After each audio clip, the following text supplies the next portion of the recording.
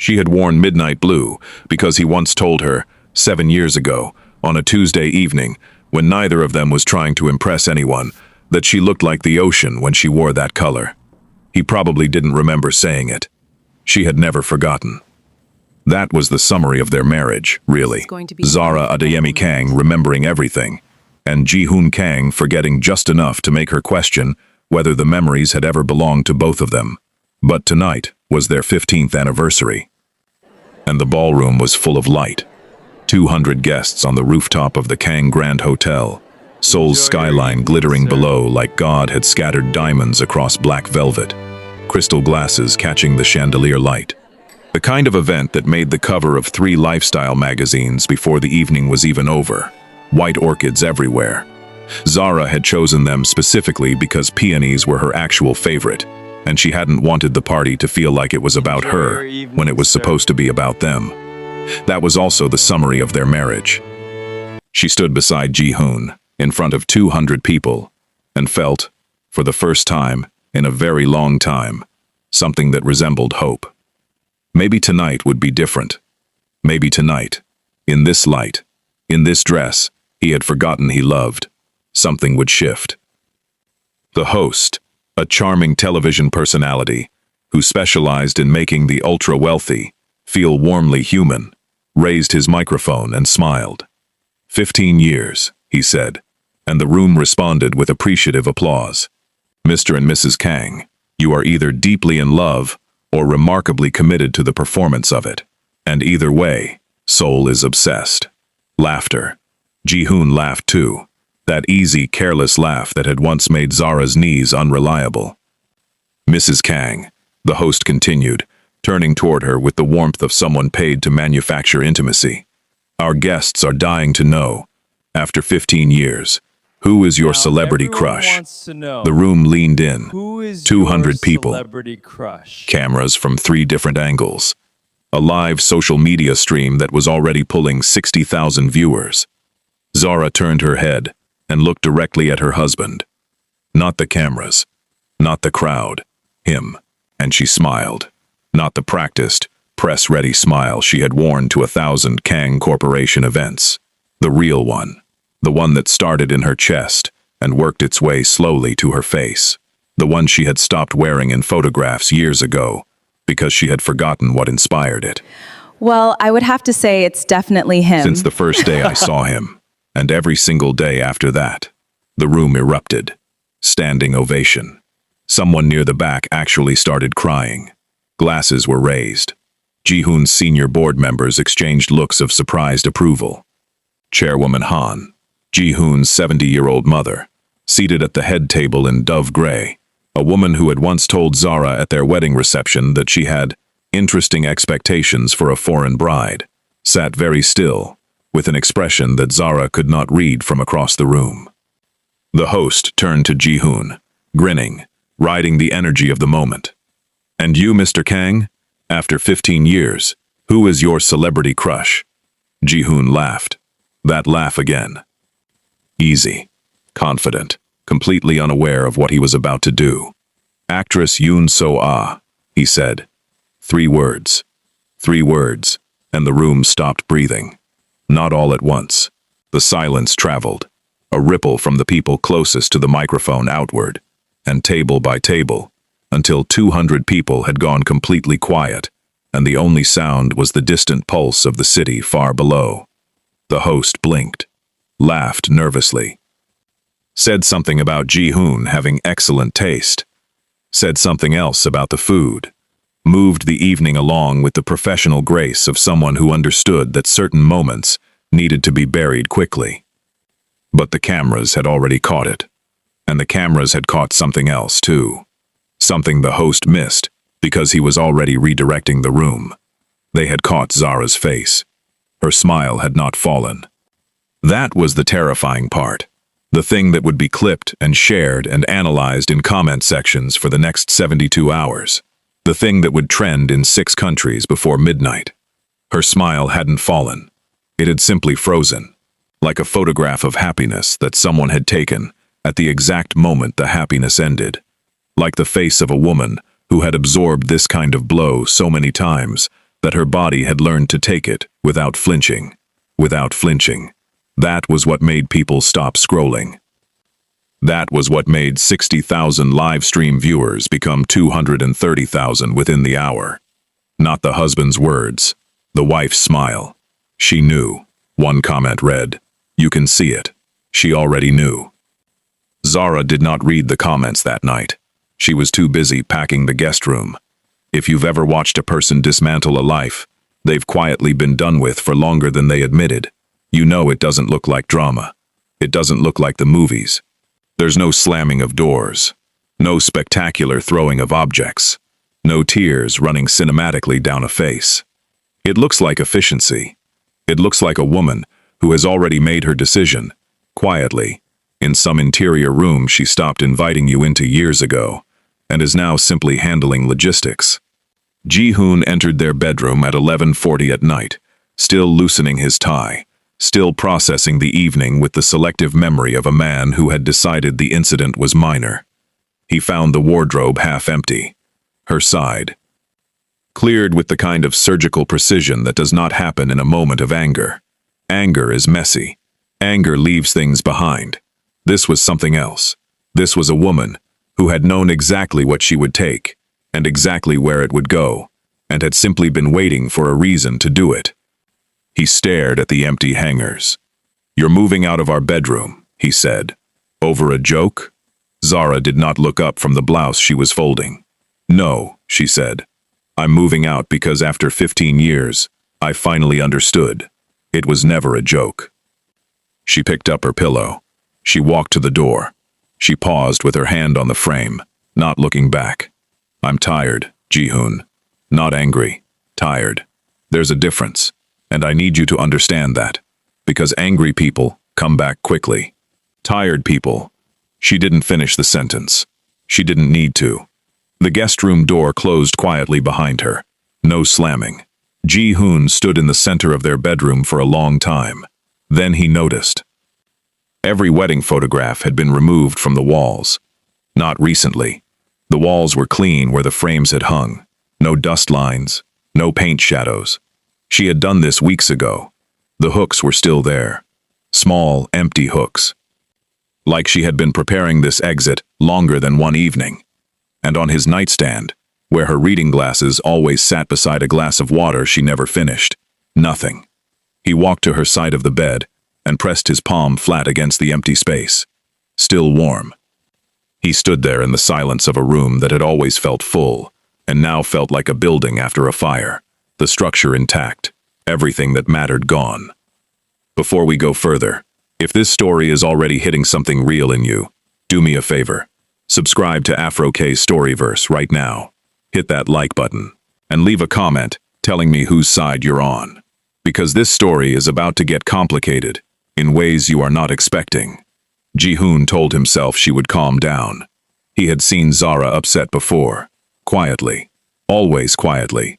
Never the explosive kind of upset that made itself impossible to ignore. She always smoothed things over. She always returned to equilibrium. She always made breakfast by 7, and texted him at noon, and left his evening schedule on his desk, so he never had to remember it himself. Except she didn't. Day 1, no breakfast, no coffee, no gentle knock on his study door at midnight, asking whether he had eaten. He made instant noodles at 11 p.m.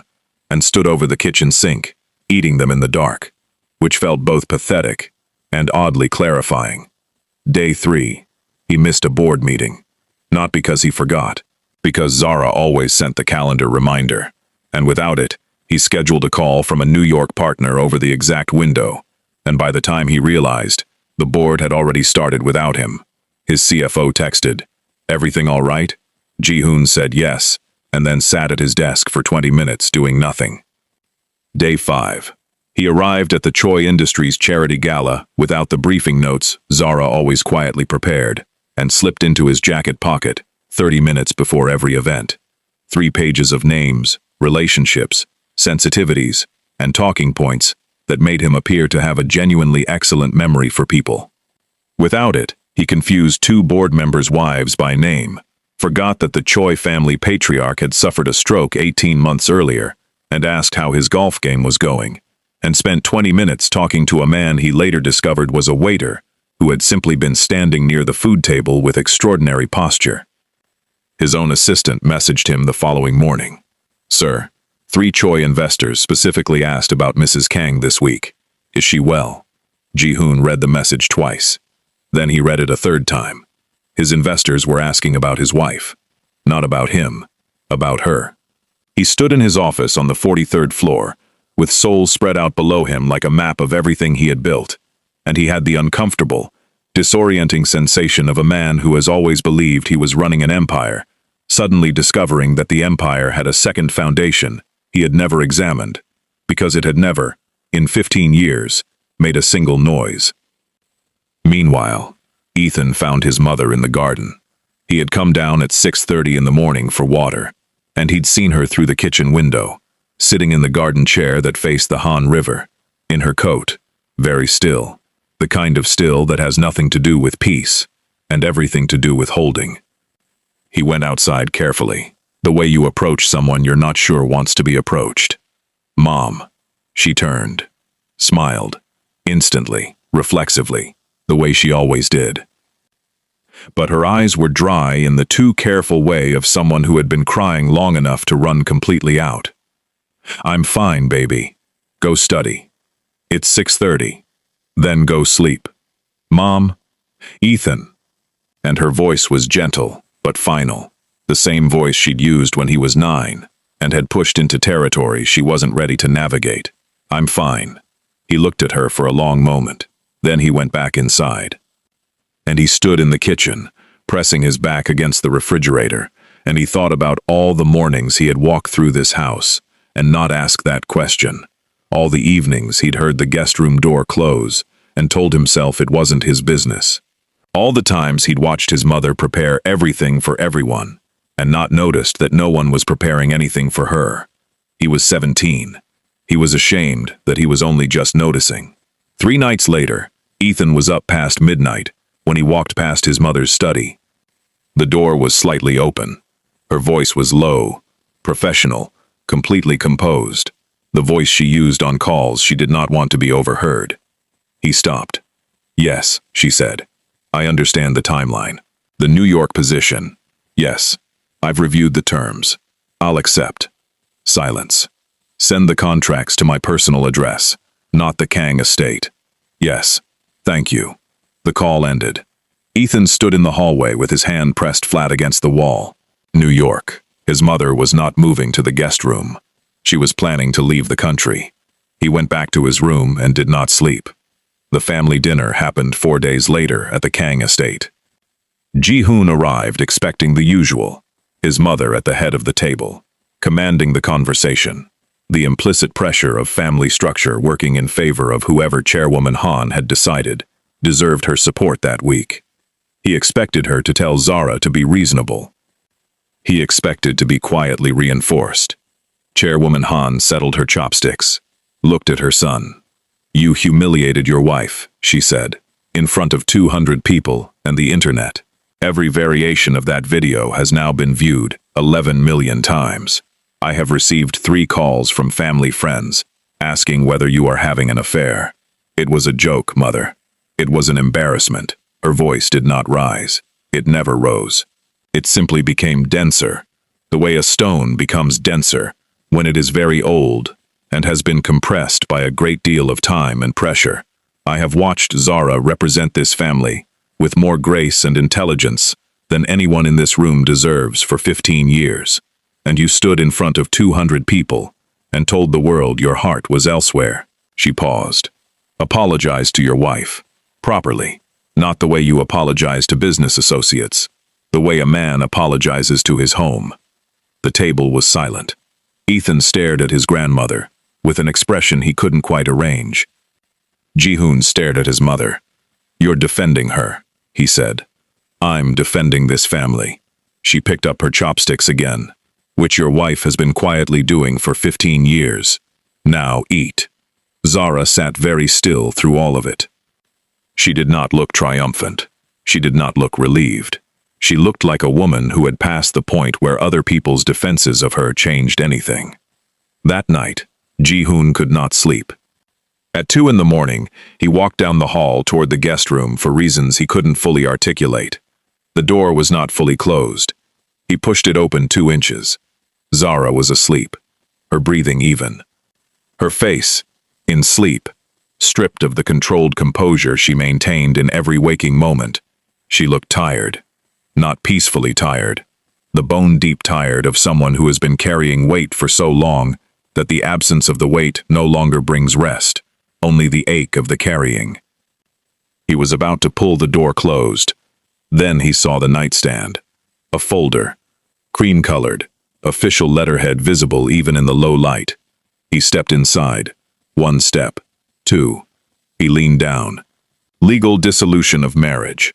Kang Ji-Hoon / Zara Adeyemi-Kang straightened up slowly, walked back to the hallway, stood there for a very long time. She didn't just think about leaving. She had already called a lawyer. The next morning, Zara came to breakfast. Ji-Hoon was already at the table. The divorce folder sat between them, placed there by him, deliberately, squarely in the center of the table, because he needed to name the thing in the room, rather than have it continue existing without acknowledgement. She sat down, looked at the folder, looked at him. "You're overreacting," he said. "Wrong. Devastatingly, catastrophically wrong." Something shifted in Zara's eyes. Something that had been very carefully, very deliberately locked away in an interior room for a very long time, opened, quietly, irrevocably, like a door that has been sealed so long the opening of it changes the entire pressure of the house. "Overreacting," she said. "Right." She set down her cup. "Our 4th anniversary," she said. "You flew to Tokyo for a deal. I sat in this kitchen and ate anniversary dinner alone. I had told everyone you were coming home. I couldn't bear to cancel and explain. So I sat here and ate alone, and then told people the dinner was beautiful." He opened his mouth. She continued. "Ethan's first school play. He had a speaking role. 3 lines. But he had rehearsed them for 4 weeks in this kitchen, every morning. You promised you would be there. He looked for your face in the audience, for the entire performance. You were in a board meeting. You sent flowers afterward. He was 9 years old, Ji-Hoon. He didn't want flowers. He wanted to see your face when he said his 3 lines. Zara, my 35th birthday. Your assistant sent a spa voucher with a card that said, 'Enjoy your day, Zara.' I could tell she typed it because she spelled my name correctly. You always spell it with 2 R's when you're writing quickly." Silence. "I stopped telling you when things hurt me," she said, "because your solution was always money. A vacation package, new jewelry, a renovation I didn't ask for. Ji-Hoon, I needed 10 minutes of your actual attention. Not your credit card, not your assistant.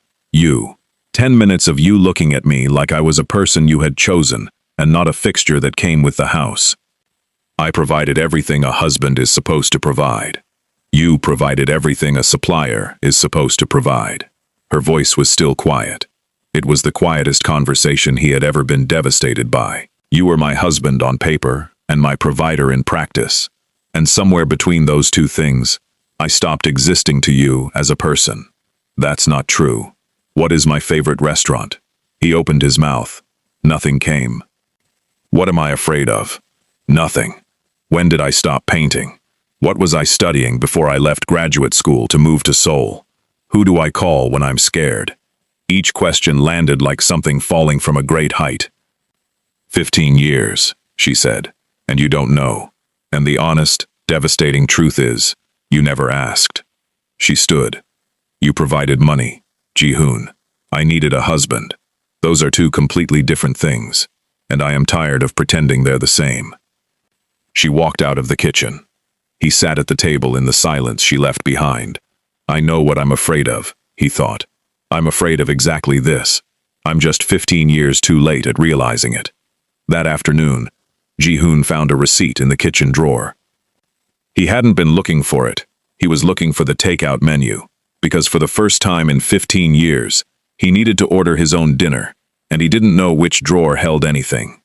The receipt was from a psychology practice in Gangnam, weekly appointments. Ethan Kang. He walked to his son's room and knocked. Ethan answered in the focused, measured way of a teenage boy who has been waiting for his parents to notice something for 8 months. "You've been in therapy," Ji-Hoon said. "Yes. Why didn't you tell me?" Ethan leaned against the doorframe. "Because," he said, "watching you and Mom, watching two people live in the same house and not actually see each other, it was making me scared. Scared I'd do the same thing one day. That I'd learn, just from growing up here, how to be inside a relationship and completely absent from it at the same time. That I'd mistake providing for loving. That I'd choose work over the people I was supposedly working for." Ji-Hoon was very still. "My therapist says it has a name," Ethan said. "I didn't know the name, but I knew the feeling. I've known it since I was about 12. Ethan, Dad." And he looked at his father with the clear-eyed exhaustion of a boy who has been quietly processing adult pain for years. "I'm not angry at you. I've worked through that. I just need you to understand. Some things that happen quietly still have consequences. You were absent loudly for 15 years, and none of us said anything, and all of us were affected." He paused. "I love you. I'm going to go finish my homework." The door closed gently. Ji-Hoon sat down on the floor of the hallway outside his son's room. His 17-year-old son had been quietly falling apart, and he had been 43 floors up in a glass building, believing everything was fine.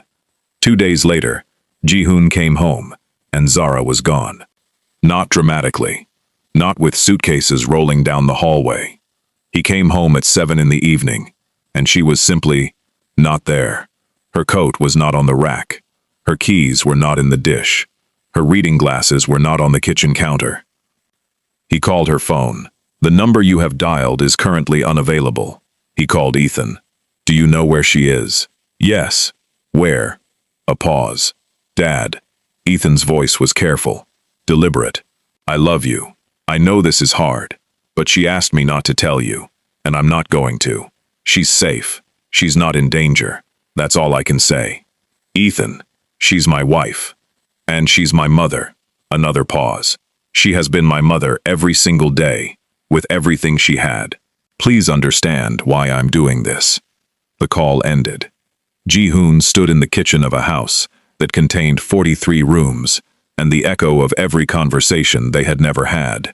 His own son, protecting her from him. When, he thought, did I become the thing she needs protection from? He called her university friends. Their names were in their shared contacts list, but when he actually dialed them, he realized he had no idea who they were. Women with warm voices, who paused when he identified himself, who said they hadn't heard from her, who said it with a particular intonation that told him they were lying and had been specifically asked to lie. He called the foundation offices. Each one told him Mrs. Kang had submitted her resignation, resigned. All 3 of them. The Kang Charitable Foundation, the Children's Education Initiative, the Cultural Heritage Preservation Board. 3 organizations she had built from letterhead into actual structures over 12 years, quietly, without announcement, attending meetings and writing proposals, and calling in favors, and making the Kang name mean something beyond corporate conquest. Resigned. And then, his assistant called. "Sir, I need to flag something urgent. Kang Corporation stock dropped 6.2% this morning. 3 major investors have called. One of them specifically said, and I'm quoting, 'We didn't realize Mrs. Kang was this operationally significant. We need clarity on the family situation before we confirm the Q3 commitment.'" Ji-Hoon sat down. Operationally significant. His investors were describing his wife in terms he used for infrastructure. Because she was infrastructure. Because he had built an empire with her beside him, and spent 15 years treating her presence as ambient, like electricity, like running water, like all the things you only understand you needed when they are suddenly, completely, and irrevocably gone. The company stock dropped a further 1.4% by close of market. He received a message that evening. Unknown number. "Stop looking for me. Sign the papers. Move forward." And then, an attachment loaded. A flight itinerary. Incheon International, JFK, New York. One way. Departure. 18 days from now. He stared at his phone screen for a very long time. Then he called his driver. "Take me to Hongdae," he said. "The old building on Waosun Road. I need to pause here and ask, are you still with me? Because we are nowhere near the bottom of this yet.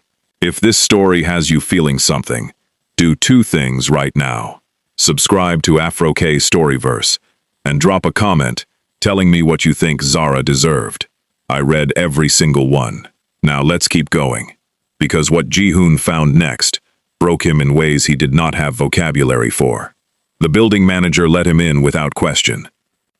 Ji-Hoon walked up 3 flights of stairs in the building where they had lived when they had nothing, when the company was an idea and the money was borrowed, and Zara used to wake at 5 in the morning to review his pitch decks because she had a sharper eye for weakness than anyone he'd ever hired.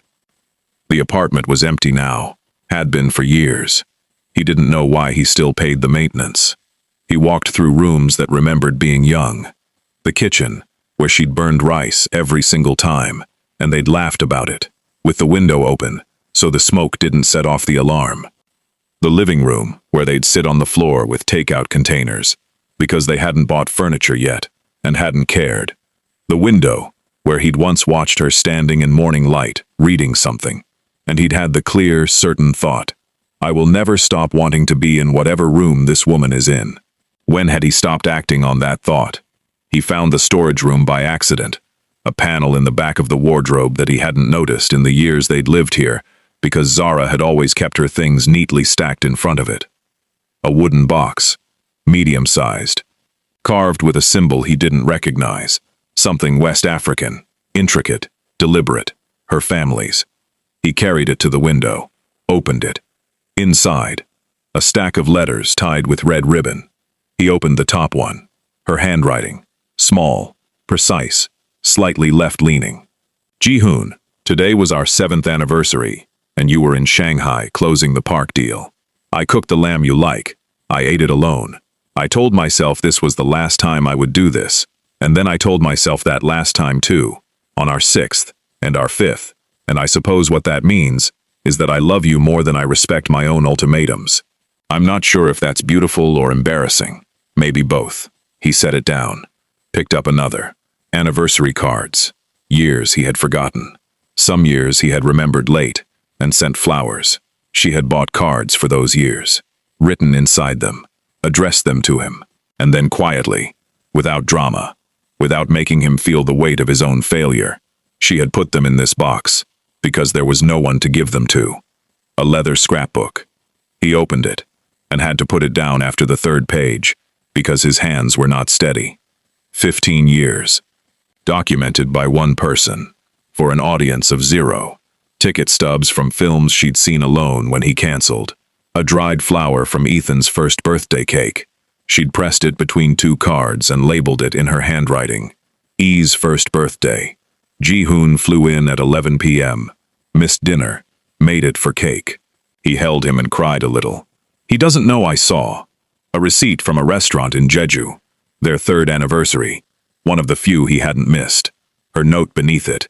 He laughed at dinner so freely, I forgot to be worried about us. This is the Ji-Hoon I married. I wish he visited more often. Then his hands found the pregnancy journal. Pale blue. Her handwriting on the 1st page. Week 6. He turned the pages with the specific, terrible slowness of someone who already knows what the last page says and is not ready to arrive there. Week 6. Nausea in the morning, but bearable. Haven't told anyone. Waiting for the right moment. Week 8. I've been thinking about names. I haven't told Ji-Hoon yet. He's been in Busan all week for the Lotte restructuring. I'll tell him at dinner Friday. I've planned what I'll say. Week 11. Friday dinner didn't happen. He had the premiere event. The photos in the morning paper. He looked well. I put the shoes back in the box. The journal ended at week 12. One final entry. It's over. I was alone. I called the nanny for Ethan, and I handled it the way I handle everything. I will not write about this again. Some things are too heavy to keep revisiting on paper. I just need to say it once. I was alone, and I think I've always known I would be. Ji-Hoon sat down on the floor of the empty apartment. He did not make a sound. He sat there in the failing afternoon light, with the journal in his hands, and he thought about a specific Friday evening 5 years ago. The Lotte restructuring, the charity premiere, the photographs in the morning paper of him standing next to actress Yoon So-ah, laughing, looking like a man without a single weight in the world. That evening, his wife had been in a hospital in Gangnam, alone. She had carried their child, and lost their child, and carried that loss afterward, alone, quietly, without weaponizing it, without using it as the devastating argument she could have used at any moment, in any fight they ever had. She had simply absorbed it. The way she absorbed everything. Because no one had ever taught Ji-Hoon Kang to be a safe enough place for his wife's pain. He was still on the floor when he opened the envelope he'd missed at the bottom of the box. Small, white, sealed. Her handwriting, open only if our marriage fails. He opened it. If you are reading this, it means I finally accepted what I have known for a long time, but refused to believe. I loved you completely, embarrassingly. The kind of love that makes women foolish and hopeful, and willing to endure far more than they should. I endured because I believed in the version of you I saw in small moments. The you who stayed up all night with Ethan's fever at 2 years old. The you who cried quietly at our wedding, when you thought no one was watching. The you who once told me that I was the only person who made Seoul feel like a home, instead of a contract. I kept waiting for that man to remember I existed. He almost did, sometimes. Almost is the cruelest word in the English language. I wrote this letter 5 years ago. 5 years ago I was ready to leave. I didn't, because I was pregnant, and I believed, I truly believed, that a child would bring you all the way back to me, that you would finally choose presence over performance. It wasn't the child's fault that you didn't. It wasn't mine. It was yours. And I think, somewhere, you know that. I don't hate you. That would be simpler. I am tired. 15 years of reaching for someone who was always almost there. I hope you find out what almost cost you. I hope it changes something. Z. He folded the letter slowly, put it back in the envelope, and then he noticed something else inside the envelope, a small card he'd missed in the dim light. He pulled it out. Hospital discharge paperwork. He scanned it. His eyes slowed at the bottom. There was a signature, not a doctor's, an administrative authorization. Someone had instructed the hospital to seal Zara's records. Someone had specifically ensured that no notification was sent to Ji-Hoon Kang. He read the name on the authorization. He recognized it immediately. He had seen that signature his entire life. It was his mother's. He drove to the Kang estate in silence. Past midnight. He didn't call ahead. Chairwoman Han was in the sitting room when he walked in. She was awake. She was always awake at hours when she should have been sleeping. She had the insomnia of women who carry guilt across decades. She saw his face. She set down her tea. Sit down, Ji-Hoon. Tell me you didn't. Silence. Tell me you didn't know she was in that hospital, and you kept it from me, and you had her records sealed. Tell me that's not your signature on that authorization. Chairwoman Han sat very still. She did not look at the document he was holding. She looked at her son. Yes, she said. The word fell into the room like a stone into still water. Why? Because, and for the first time in Ji-Hoon's life, he watched his mother search for words. This woman, who had navigated boardrooms and family dynasties, and 4 decades of high-stakes decisions, without ever appearing uncertain, searched for words. Because the company was failing. Because you were barely keeping the board from fracturing. Because I was terrified, genuinely, selfishly terrified, that if you knew, if you stopped and felt the full weight of what had been lost, you would unravel, and if you unraveled, everything your father built would unravel with you. She was in a hospital. I know. She was alone. I know. And something moved across Chairwoman Han's face. Not quite grief, but the closest approximation available to a woman who had spent 70 years treating grief as a luxury she could not afford. I told myself I would tell you when the time was right. I told myself Zara would tell you herself eventually. I told myself many things in order to not look directly at what I had done. She paused. Zara never asked me to keep it secret. She was simply too exhausted to fight me on it. I used her exhaustion. I am not proud of that. I have not been proud of it for 5 years. Is that why you defended her at dinner? I have been trying to make right something that cannot be made right. Guilt is a quiet tax, Ji-Hoon. I have been paying it in small ways for 5 years, and it has not cleared the debt, and it will not. She looked at her hands. I am sorry. Not because you are angry. Because what I did was wrong. What happened to Zara was wrong. And I allowed it, because I valued the company over a human being. And I have spent 5 years pretending that was pragmatism, when it was simply cruelty, dressed in expensive clothing.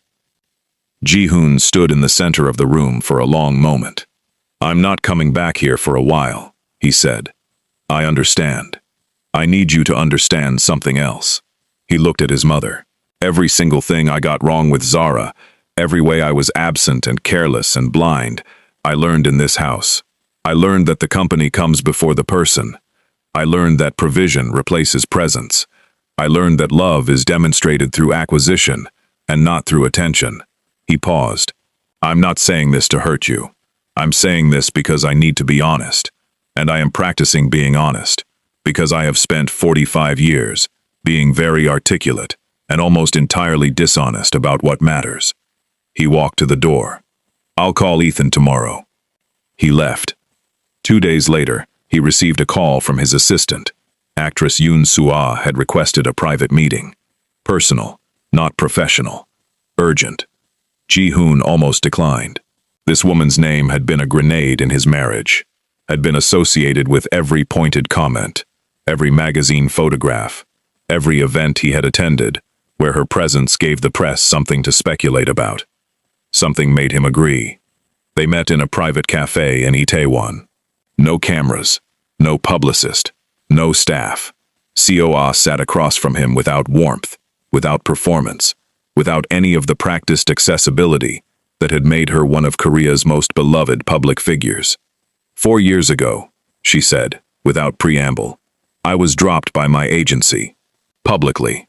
The scandal involved my former management. Financial misconduct they let me take partial blame for in the press, because I was the face people recognized. Within 30 days, I had lost 3 brand contracts, 2 film projects, and most of the people I had believed were my friends. Ji-Hoon listened. Your wife called me, COA continued. We had met once, briefly, a foundation dinner, 2 years before. We spoke for perhaps 20 minutes about a children's literacy initiative she was running. She had no reason to remember me, no reason to call, no strategic benefit to attaching herself to someone the press was actively burying. She called you anyway. She called me, introduced herself, told me she believed the public narrative was unjust, and asked whether she could make 3 introductions that might be useful. She did it quietly. No announcement, no press presence, no expectation of credit or reciprocity. She simply did it. Because she said, when I asked her why, because you deserved better than what happened to you, and I had the ability to help. That seemed like enough reason. COA sat back. Your wife saved my career. Not loudly, not in a way anyone would ever know about. She just decided it was the right thing to do, and then did it. Ji-Hoon said nothing. I came because I owe her a debt I cannot repay, and the only thing I can do with it is be honest with you. Whatever I represent in your imagination, in whatever way my name has become a pattern in your marriage, I need you to understand that I am nobody in this story. I am a footnote. Your wife is the entire text, and you are about to lose her to a version of yourself you could still choose not to be. She stood. One more thing. 8 years ago, Zara was offered the lead architecture position on the Seoul Cultural District project. International firm. The largest design commission in Korea that decade. She turned it down. Why? I asked her the same thing.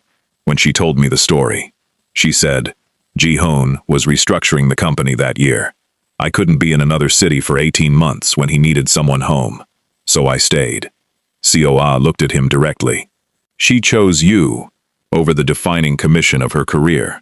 She never told you. Not as ammunition, not as a favor banked, not as something to eventually use in an argument. She just chose you, and kept choosing you, every single time there was a choice to be made. She put on her coat. Do better, Mr. Kang. Not for the marriage, for the human being who spent 15 years choosing someone who didn't know they were being chosen. She walked out. Ji-Hoon sat at the table in the empty cafe. He thought about the land. He pulled out his phone and called his CFO. 8 years ago, he said, the emergency capital injection during the restructuring, the $4.7 billion that came through in the 3rd week of the crisis. Pull the original transfer records. I want to know exactly where it came from. A pause. Sir, I thought that was arranged through the Jeju Banking Consortium. Pull the records. The call came back 40 minutes later. Sir, the transfer originated from the sale of inherited land property. Lagos, Nigeria. Registered owner at time of sale. Zara Adeyemi. She had sold her father's land. 3-generation family inheritance. She had sold it quietly, without announcement, without ever once, not in 15 years, not in a single argument, not even on the night he had named another woman at their anniversary party, using it. He set his phone down on the table. He sat in the empty cafe for a long time. The land, the career, the pregnancy, the letters she never sent, the photographs she removed before he ever noticed she was leaving. How many invisible sacrifices does a person make before they run out? He was still sitting there when his phone rang. Ethan. Dad. His voice was tightly controlled in the way of a teenager managing something large. Someone's at the house. He came looking for Mom's address. He said his name is Daniel Lee. He flew in from New York this morning. A pause. Dad, I'm pretty sure he's in love with her. Still here? Good. Because this next part is where everything you thought you understood gets turned inside out. Like this video, subscribe to Afro-K Storyverse, and comment below, do you think Zara should give Ji-Hoon another chance? The comments section is alive right now. Let's keep going. Ji-Hoon met Daniel Lee the following afternoon. Neutral ground. A coffee shop near Yonsei University.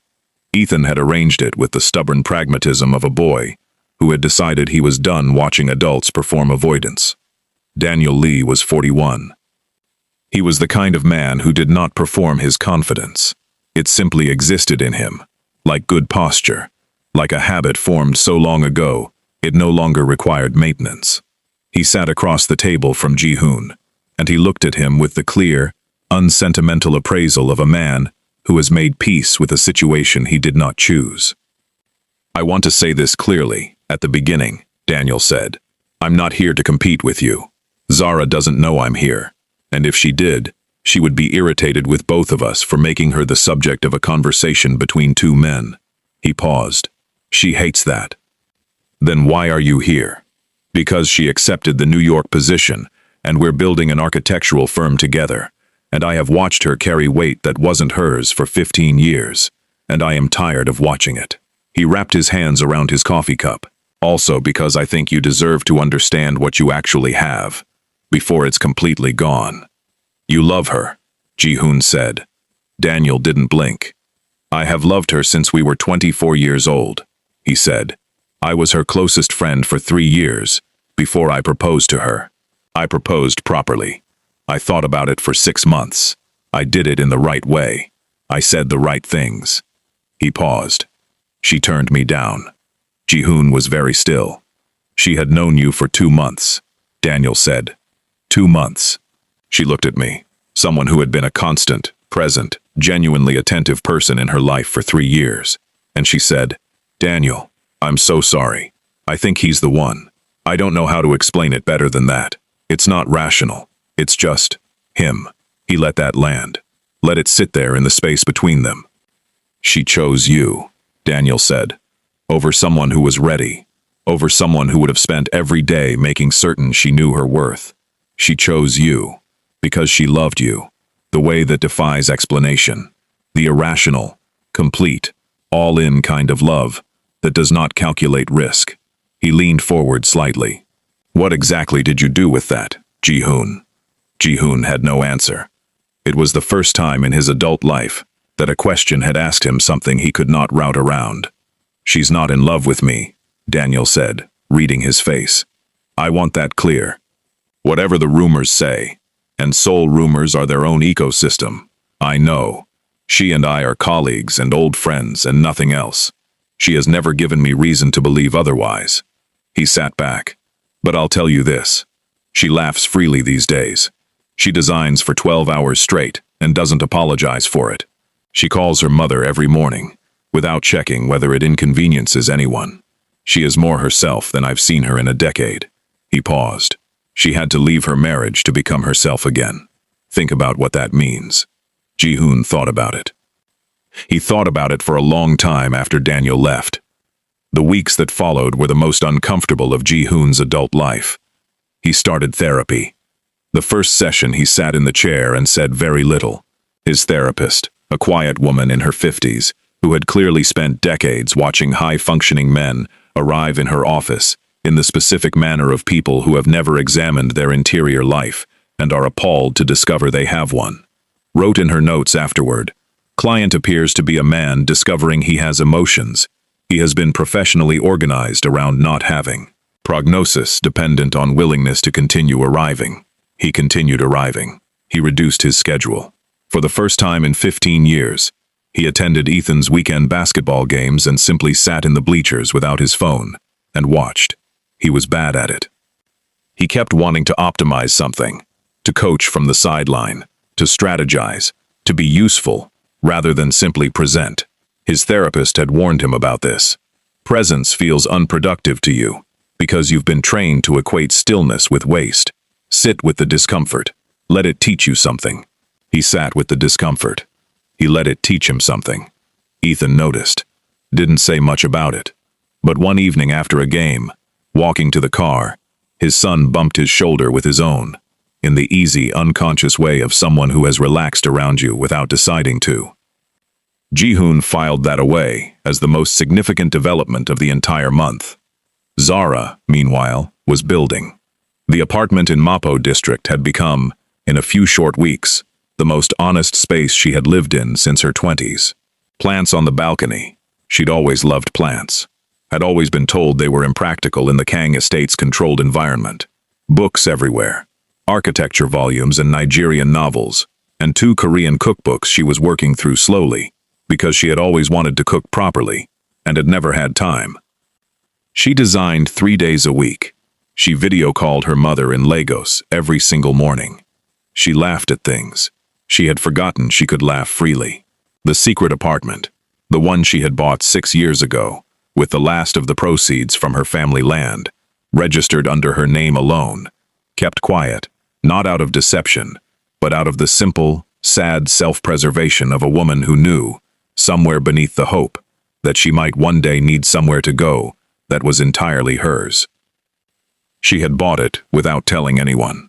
She had kept it without guilt. She had arrived here when she left, and she had thought, this is what it feels like to be in a space that belongs to me. I had forgotten spaces could do that. The rumors about her and Daniel reached her through Ethan, who mentioned them carefully, watching her face. She did not react with alarm. She simply said, "People will say what they need to say," and went back to the sketch she was working on. Ethan studied her. "Are you happy, Mom?" She looked up. "I am. Becoming myself again," she said. "I think that might be better than happy. Happiness can be performed. This is different. This is real." Ji-Hoon read the rumors, and for the first time, he felt what she must have felt every single time his name appeared beside Seoas in a magazine. That specific, precise pain. Not rage. Loss. The fear that someone else is giving the person you love something you were too distracted to give. The fear that the space you left was never actually empty, that she had simply been polite enough not to fill it, while you were still nominally present. He did not call her. He had learned enough, in these weeks of therapy and sitting in bleachers and reading his son's face, to understand that calling her now would be about managing his own fear and not about her actual need. That was progress. He did something else instead. He called her former architecture professor, the one who had recommended her for the Seoul Cultural District position 8 years ago. He asked for recommendation letters. He spent 2 days meeting with architects and interior specialists and contractors. He spent 16 days working on something that was not Kang Corporation, not his board, not his portfolio, something else entirely. Day 17. Incheon International Airport. Zara arrived in a cream coat with a single carry-on and the composed, purposeful energy of a woman who has made her decision and has made peace with it. Ethan walked beside her. They stood near the departure gate, and she held his face in both hands, the way she had when he was small. "Every school break," she said. "Every single one," he promised. "And you'll call. Every day." "Mom." He stopped, started again. "You deserve to be happy, not useful, not necessary to everyone else's comfort. Just happy, in the way that costs you nothing." She pressed her forehead to his. "You turned out so well," she said. "How did you turn out so well?" "Because you loved me, like it was the most important thing you'd ever do," he said. "It was the most important thing you ever did. You just forgot to do it for yourself, too." She was holding herself together with the careful, deliberate composure of a woman who has promised herself she will not cry in airports. She was failing. She blinked, looked over Ethan's shoulder. Ji-Hoon was there. She straightened immediately, put the composure back in place. He walked toward them, and he held up both hands, a gesture she didn't expect, something open, something that was not the body language of a man about to argue or perform, or beg. "I'm not here to stop you," he said. "I promise." She waited. He reached into his jacket and produced an envelope. She took it slowly, opened it. A property deed. A building in Yeonnam-dong. An entire floor. Architectural firm. Interior completed. Design studio equipped. Furniture chosen with, she could see from the photographs attached, a specific understanding of the way she worked. West-facing windows. Open floor plan. A drafting area that had enough natural light to make renders obsolete. And at the top of the deed, the registered business name, Adeyemi-Kang Architects, Seoul/New York. She read it again. Adeyemi first. Her family name first. "I registered it last week," he said. "It belongs entirely to you. The Seoul office is operational. You can run it remotely from New York for as long as you want, or forever if that's what you decide. The New York location is under construction. Should be ready in 4 months, according to the project team." He paused. "No conditions attached. No debt. Not a gift from a husband. Your career, restored. Because it should have been existing for the past 15 years. And it didn't. And I can't give you those years back. But I can give you everything forward." She looked at the photographs.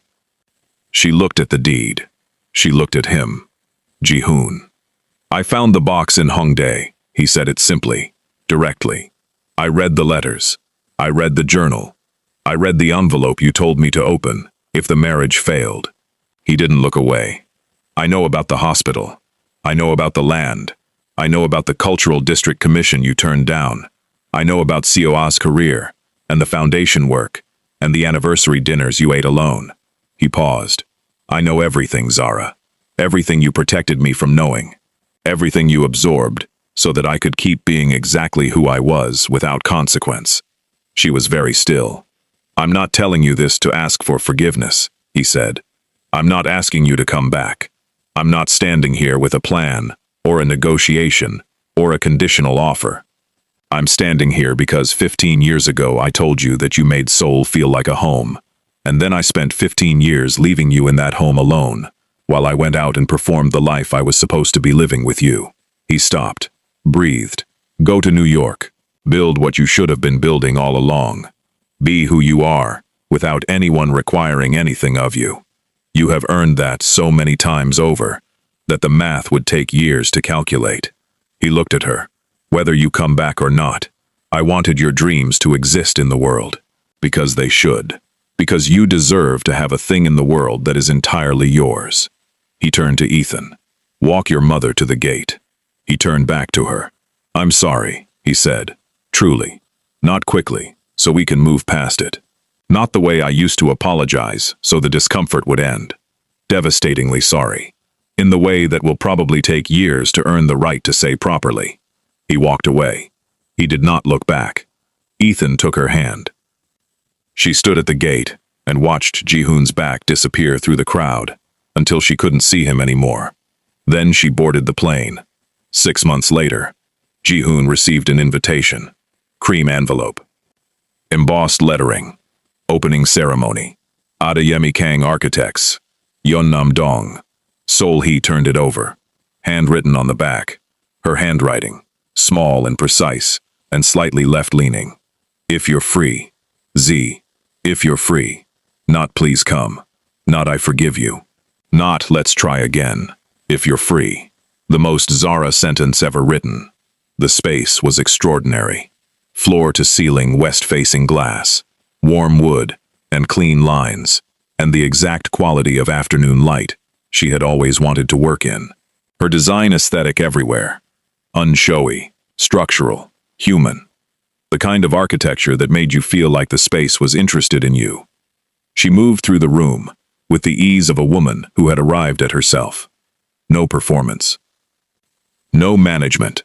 She laughed with clients at something genuine.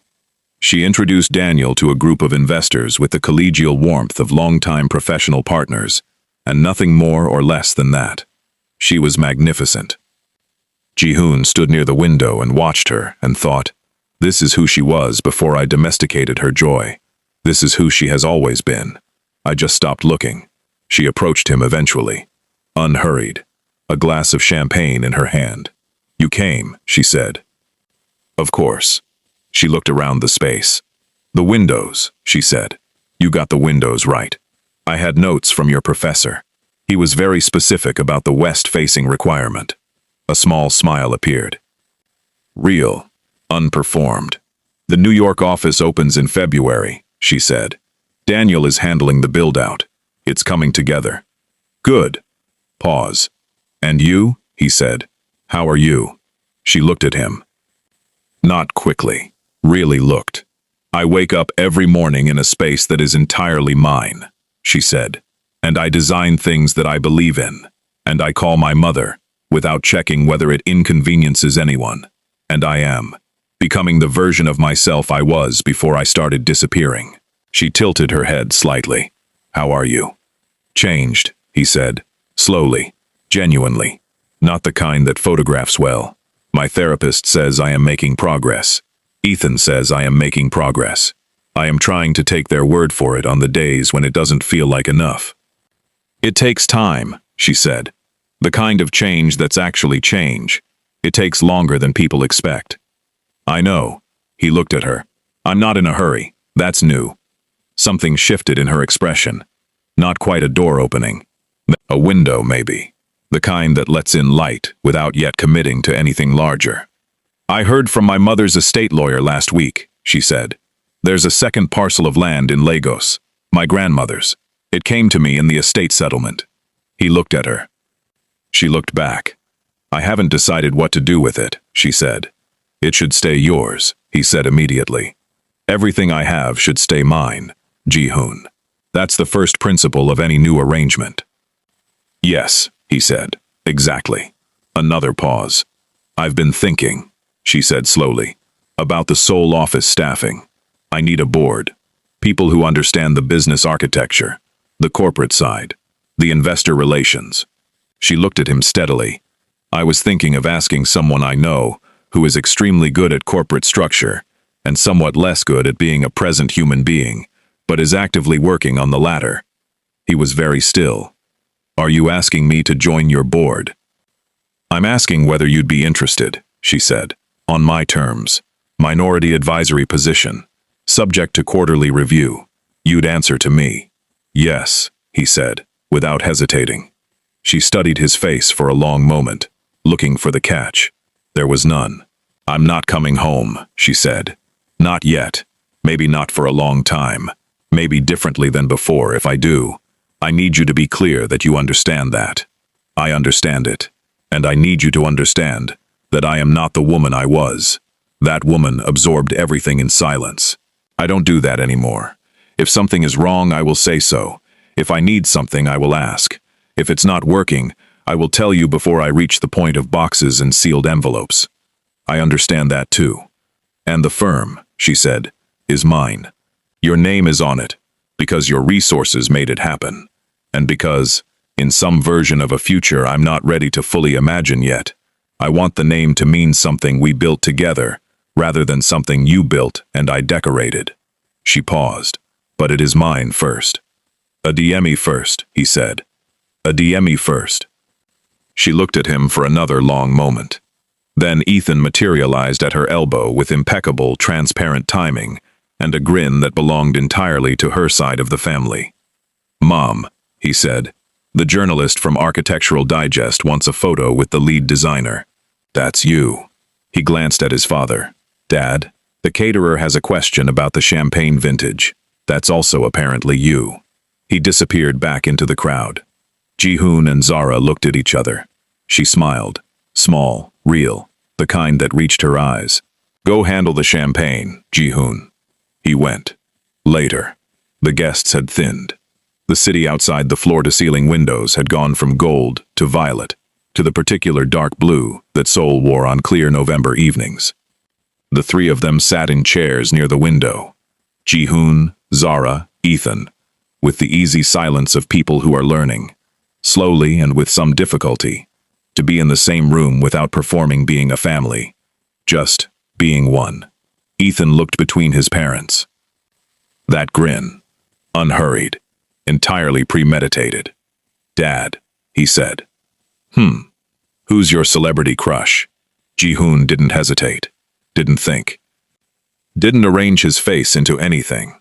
Your mother, he said, since 2009, the night I met her at the Adeyemi family dinner in Lagos.